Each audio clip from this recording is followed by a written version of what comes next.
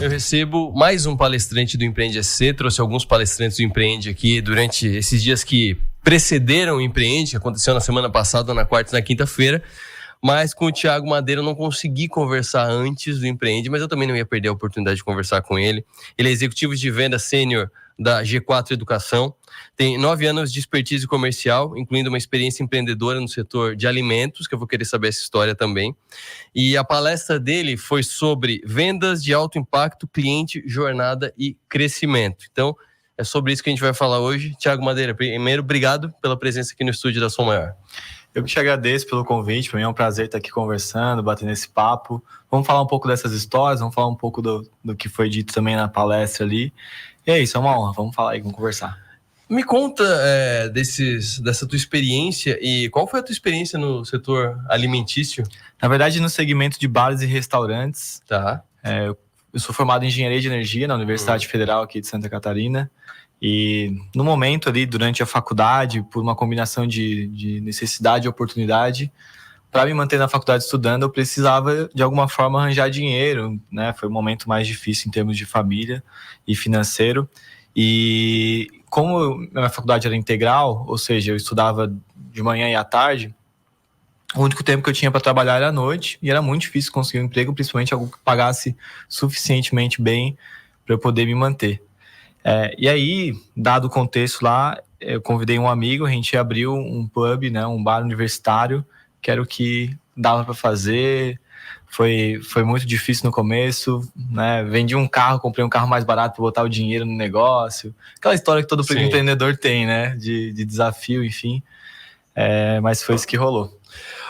Mas engenharia não é exatamente um curso que te ensina empreendedorismo, né? Muitos cursos não ensinam empreendedorismo. Por que tu empreender abrindo um bar? Porque quando tu começou a contar a história, eu achei que tu ia contar que tu foi trabalhar num bar e aí foi na cozinha e aprendeu a ser chefe e tal. Não, tu e o teu amigo foram montar um negócio. Uhum. De onde é que veio essa faísca de abrir o próprio negócio tão cedo, numa situação em que 2/3 do teu dia estavam ocupados, né? Exato. Eu diria que o D0, assim, foi um livro que muita gente conhece, do Flávio Augusto, né? Então eu li o livro, ele incentiva muito essa questão de empreender, então mexeu um pouco com a minha cabeça, comecei a estudar muito sobre negócios, ficar antenado. Eu tinha também feito parte da empresa Júnior de Engenharia de Energia por quase 2 anos, cheguei a ser vice-presidente lá, e nessa jornada toda de quase 2 anos eu fui aprendendo umas coisas, né, sobre gestão, sobre vendas, estrutura comercial, coisas do tipo. E a gente também tinha um colega, um amigo que tinha um pub em outra cidade aqui próximo, e a gente pegou um pouco de informação, botou tudo no caldeirão e fez o nosso próprio negócio acontecer. Mas de fato, não tem nada em engenharia, a não ser a parte lógica, né, uma certa questão de familiaridade com números, então entender como que operacionalmente algo funciona e botar em prática. Né? O resto é suor, né? Trabalho, mão na massa. Exato. Tu já começou então com algo que muitos empreendedores não batalham depois para conseguir, que é saber a importância dos dados, né? Então, como na engenharia, se tu não tiver os dados suficientes e não tratar bem os dados, a ponte cai, né? Basicamente isso. Ou então, no teu caso, explodiria algum transformador, provavelmente, né? Mas daí para chegar na G4 Educação, que é um grupo referência no Brasil de educação empreendedora, né? Como é que foi o teu caminho para lá? Bom, eu fiquei com esse negócio, tocando essa operação por mais ou menos 2 anos, e aí eu me aproximei muito do final da faculdade, e como toda faculdade tem que fazer estágio, geralmente durante o dia, e eu queria pegar, de fato, uma empresa que eu fosse aprender. E tinha alguns contatos na região, e uma empresa que me chamou muita atenção foi o Grupo Copobras. Me convidaram para estagiar lá. Então, para não perder essa oportunidade, eu acabei abrindo mão da operação, né? Porque a faculdade era em Araranguá, então tinha essa distância, não tinha como fazer as 2 coisas ao mesmo tempo. Eu abri mão do negócio. Estagiei lá, depois me formei e comecei a trabalhar com vendas complexas de obras numa distribuidora de material elétrico, né? Que é bem conhecida aqui, inclusive. Atendia grandes empresas aqui da região de Criciúma, então comecei a trabalhar com vendas. Como é que é a empresa? Não tem nenhum problema de falar com a empresa. Eletrojô. Eletrojô, tá. Atende bem essa região, né? Toda, até Florianópolis eles atendem bem, assim. Sim. E aí eu negociava essas grandes obras, indústrias, coisas do tipo. E por mais que eu estivesse bem nessa jornada, na minha posição, eu ainda sentia que tinha algo a mais, assim, que eu precisava de aprender, de estar perto de gente que eu sentisse que eu admirava, que eu queria realmente estar ao lado.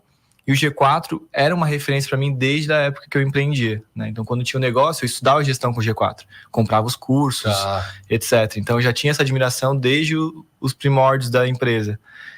E aí, né, flertando lá com o G4, em algum momento, eles me fizeram uma proposta para ir.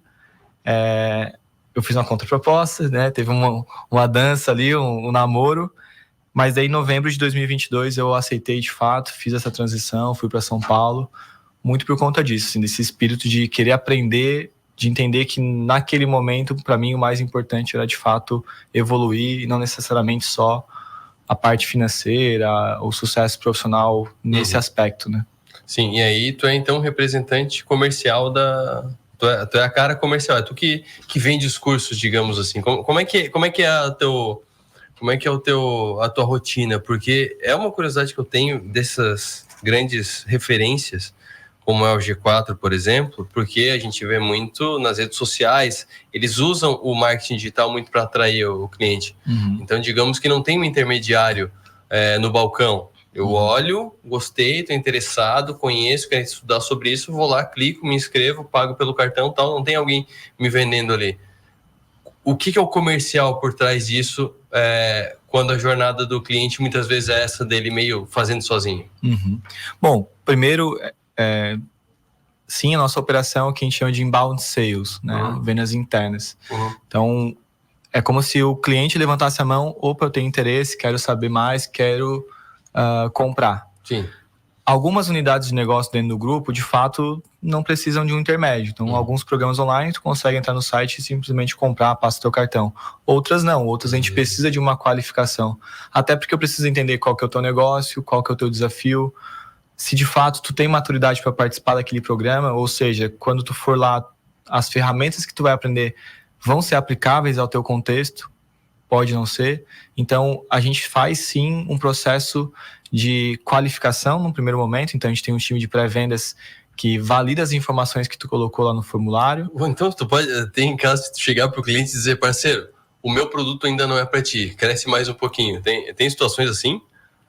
Sim e não. Tá. Porque hoje, pelo tamanho do grupo, a gente tem mais ou menos uns 70 produtos no portfólio.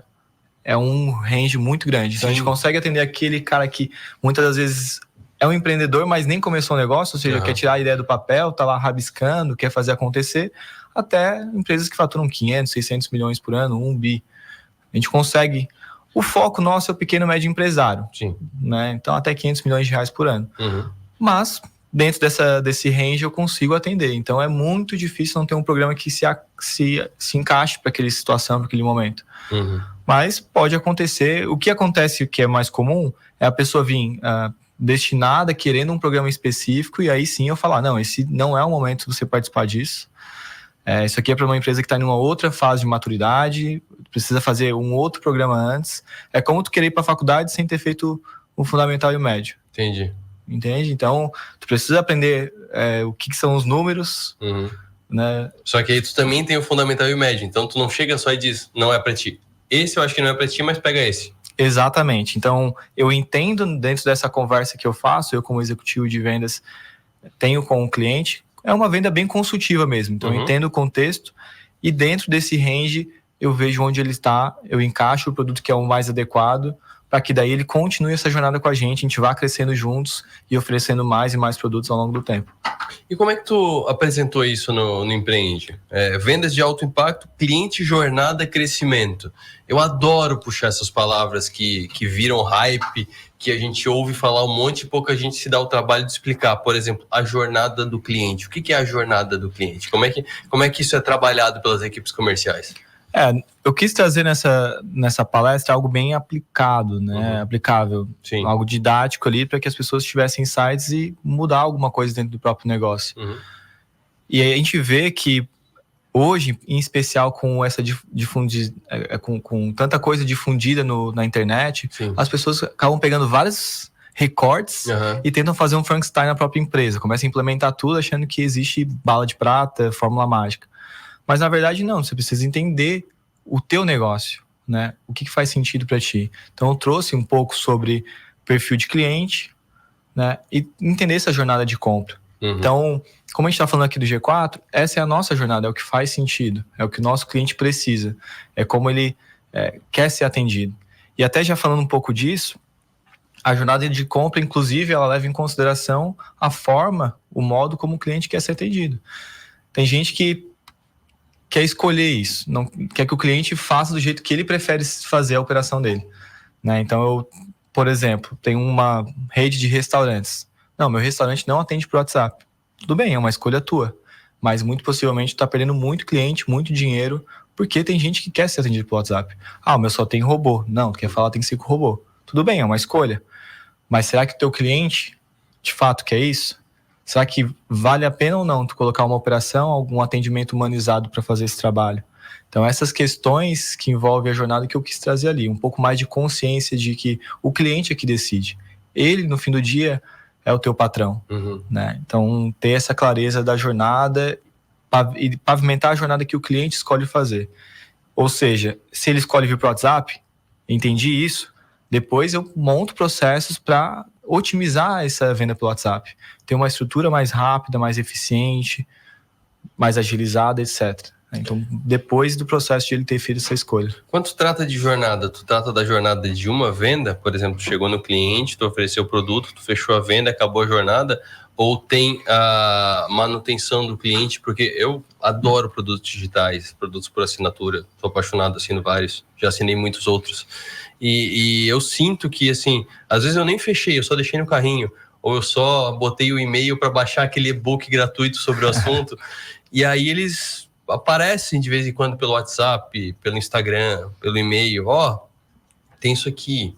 Ó, tem aquilo ali. Ó, tu que fez aqui, tem aquilo ali. Ó, deixa eu te ligar para te oferecer outra coisa. Isso faz parte da jornada também? Ou quando fala em jornada, é um processo de venda? Quando eu falo em jornada, é desde o primeiro momento que tu tem contato com a marca. Então, quando eu ouvi a primeira propaganda da Som Maior, quando eu vi o outdoor da Som Maior, ali começou a minha jornada com a empresa. Então, é essa clareza. E, claro, ao longo do tempo, tu vai tendo consciência, né, do teu problema e qual que é a solução que essa empresa entrega para ti. E, claro, existem essa questão de um ciclo infinito. O ideal seria isso, na verdade. Poucas empresas, ou nem todas elas, conseguem fazer isso. Mas a ideia de flywheel, não sei se você já ouviu falar sobre esse conceito. A ideia do flywheel é que você entre no ecossistema da empresa e você nunca mais saia. Você fique girando ali... Califórnia. Outra Califórnia. Fique girando ali, consumindo vários e vários produtos. Então, a exemplo do G4, que a gente falou anteriormente, o público vai conseguir captar esse insight. Você pode entrar pelo online, depois você vai consumir um programa presencial, porque tua empresa vai estar mais madura. Depois você vai consumir um outro. Eventualmente, você vai para uma comunidade que tem um ticket maior, sua empresa vai crescer. E aí você vai ter os seus colaboradores que vão entrar lá na jornada do online, do presencial, vai se desenvolver também, a empresa vai ficar mais e mais robusta. Então, infinitamente, a gente consegue te manter dentro desse ecossistema, desde que a gente te entregue valor. Então, isso é a jornada. O cliente ele pode entrar, né, passar, fazer a primeira compra, se tornar um cliente, mas ele ali só está começando. A jornada de compra ele só começou. Você fez o mais difícil, que é fazer ele comprar a primeira vez, confiar em você. Então, é um pouco desse contexto. Você tem um restaurante, que é o outro exemplo que eu dei.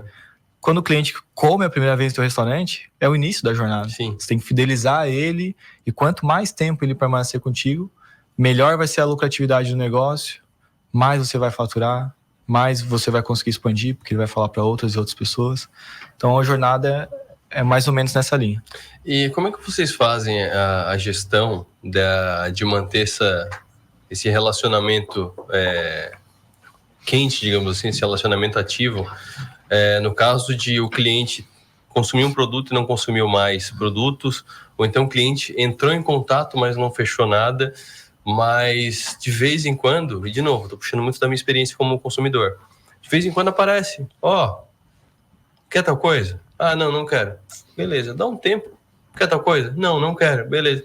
Como é que faz para fazer isso sem perder time e sem ser intrusivo, para achar esse ponto excelente de manter a relação sem ser chato? Primeiro, eu acredito que existe uma diferença entre produtos que têm ticket menor e possivelmente tu vai fazer isso através de e-mail marketing, campanhas de larga escala, né, vai gerar um movimento nesse sentido, e tickets maior que exigem um contato do vendedor com o cliente. Sim. E aqui eu acredito muito em timing, entender o porquê que aquele cliente não fechou, Sim. qual foi o motivo exato por isso e quanto tempo ele precisa para poder fechar. Então, dependendo da negociação, o cliente vai conseguir extrair essa informação. Eventualmente é questão de agenda, às vezes ele teve que fazer um investimento na empresa naquele momento e não pôde priorizar a educação. Então, entender isso é o primeiro passo. E aí você agendar e manter um relacionamento com ele. É claro que tem que entender se de fato esse cliente tem perfil e ele é potencial de compra. Nem todo mundo está no momento certo para comprar, nem todo mundo tem o recurso para comprar. Então, também entender aquele não que você não vai conseguir converter depois é mais importante muitas das vezes do que saber aqueles que vão. Pra você não perder tempo de fato. Então, é uma clareza ali do vendedor, do executivo, de entender o que vale a pena uma dedicação pós para converter ou não. A gente usa muito ferramenta, então o CRM, algumas pessoas que estão ouvindo talvez tenham no negócio, ajuda a fazer essa gestão das tarefas. Muitas das vezes eu agendo para daqui 2 ou 3 meses entrar em contato. Ele fala, vou estar voltando da Europa, me chama, né? Eu estou terminando uma obra da empresa, daqui 2 meses eu estou numa loucura, não consigo nem pensar nisso agora, daqui 2 meses me liga. Eu ligo, falo justamente o que ele me trouxe, vamos retomar, vamos voltar a conversar. Então, é um pouco disso, da habilidade do vendedor de fazer essa gestão e também de conseguir manter um relacionamento. Não necessariamente a gente vai retomar o contato só quando ele pediu. Às vezes, eu trago uma informação importante, eu agrego valor nessa jornada. Porque eu preciso ser interessante antes de ser interesseiro. Eu preciso agregar valor para depois tu querer contratar o meu serviço ou produto. Então, eu gero esse valor mandando um conteúdo. Às vezes, pelo papo que a gente conversou, eu sei que tu gosta. Por exemplo, investimentos, eu mandaria alguma coisa, via uma notícia, poxa, lembrei de ti, olha só, é isso mesmo, tá acontecendo, e ter essa troca natural, né? E deixa eu inverter um pouco, então, nessa experiência que tu tens, principalmente ensinando, né, os clientes nos cursos mais voltados à venda, quais são as principais falhas nessa jornada que tu encontra das empresas? Onde que as empresas mais teriam que prestar atenção para ajustar, para melhorar a jornada? Porque, cara, quando a gente fala em empreendedor, a gente fala de uma pessoa com uma boa ideia, um bom produto, um tino para venda, mas assim, não com um modelo de negócio, não com um sistema de venda. O cara é bom, tem contato, vai lá. Eu gosto de usar o padeiro. O padeiro abre a padaria porque ele sabe fazer pão, não porque ele sabe administrar uma padaria, né? Quais são as falhas assim que nesse vamos que vamos acaba sendo mais cometida? É complexo dizer assim as principais, porque existem muitas, mas é muito comum a gente ver que o empreendedor ele não tem clareza de quem de fato é o cliente dele. Então ele quer vender para todo mundo, só quer sair vendendo, ele quer dominar o mundo dessa forma. E os esforços dedicados nesse sentido não é o melhor caminho. Primeiro você tem que dar um passo para trás e eventualmente entender quem que é o teu perfil de cliente ideal. Próximo disso, o que você tem para oferecer? Para que você consiga primeiro ter eficiência no teu trabalho de conversão. Então, por exemplo, se eu vou ter uma jornada de compra, eu vou fazer um conteúdo, eu tenho que fazer um conteúdo que conecte. Hoje, no Instagram, tu entra lá, é um caos, todo mundo querendo disputar a tua atenção. Então, por que eu vou dedicar minha atenção se é algo que não me interessa? Eu tenho que primeiro captar essa atenção do cliente para ele entrar na minha jornada. E se eu não escolher quem que eu quero chamar a atenção, eu não vou chamar a atenção de ninguém. Então, isso é um erro que é importante ressaltar. Eu acredito que os empreendedores, eles esquecem de pensar, eles só saem fazendo. Além disso, eu diria que, cara, venda tem que ter energia. Eu vejo muito time de venda morno. Não é o melhor. Claro, existem grandes negócios, vendas que têm um ciclo de venda super robusto, que demoram semestres, anos. Tudo bem. E é uma negociação mais fria mesmo. Mas, de modo geral, no dia a dia, precisa de mais energia. Não tem um gestor que toca, que está em cima, que está acompanhando, que está dando um direcionamento, desenvolvendo esse time.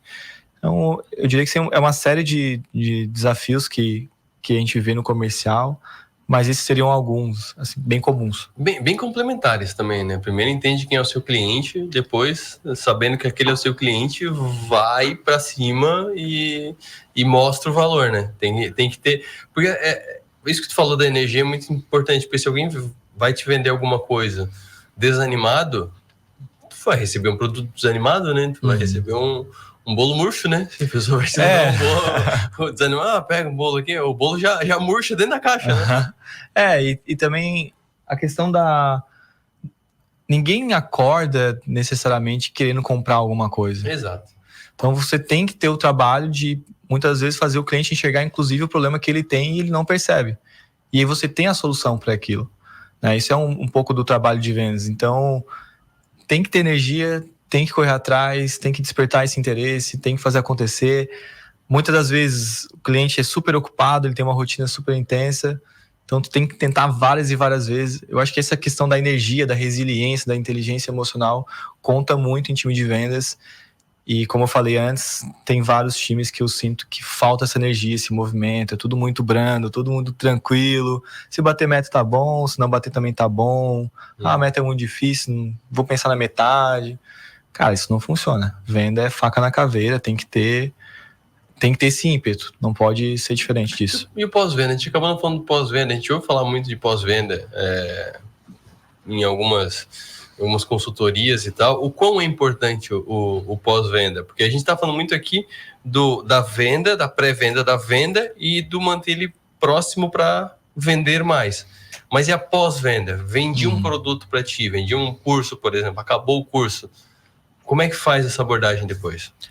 Primeiro que eu considero pós-venda assim que ele vai consumir o produto, né? Já então, na entrega. Lógico, eu preciso primeiro surpreender ele com a entrega. Então, você comprou, agora eu preciso te entregar o que eu prometi. Sim. E a gente sempre fala de under promise, over delivery. Então, prometer menos, entregar mais do que o cliente espera. Porque daí eu causo essa impressão, nossa, foi barato, valeu muito, muito mais a pena do que eu imaginava. Então, a gente tem que ter esse cuidado na hora da venda de não criar uma expectativa muito, muito alta, que depois fique difícil surpreender o cliente, porque a gente tem que tentar surpreendê-lo. Mas, claro, o trabalho de pós-venda, né, em alguns casos, é muito de relacionamento. Então, o cliente consumiu o produto, eu mandar uma mensagem, eu se interessar pelo que ele aprendeu, pelo que ele colocou em prática, tentar criar um vínculo, criar algo, de fato, natural, nada forçado. Não preciso tentar vender para ele a todo momento. Eu preciso criar relacionamento. Preciso que ele confie em mim, para que eu seja o pilar de tomada de decisão dele. Então, ele está em dúvida sobre algo, ele vem, me pergunta, ele me questiona, ele pede ajuda, eu seja um ponto de conexão. Acho que isso parte muito do pós-venda. E é claro que daí dentro de negócios a gente pode abrir, né, alguns pilares como fazer pesquisa de satisfação, ter um suporte, ter uma estrutura de ajuda. Depende do modelo de negócio, vai demandar um pós-venda diferente. Se é algo de uso contínuo, um serviço, aí sim eu tenho que ter uma estrutura robusta. Mas tem negócios que é uma venda mais transacional, que eu só preciso que o vendedor se relacione para que aquele cliente continue consumindo. Maravilha. Thiago, obrigado pela presença aqui no estúdio e parabéns pela palestra lá no Empreende. Valeu, muito obrigado. Obrigado, pessoal. Thiago Madeira, que é vendedor do G4 Educação, executivo de vendas sênior do G4 Educação. Começou aqui no ramo, colocaram aqui no roteiro alimentício, mas seria mais o ramo de bares, né? Seria mais o ramo de alimentação e entretenimento.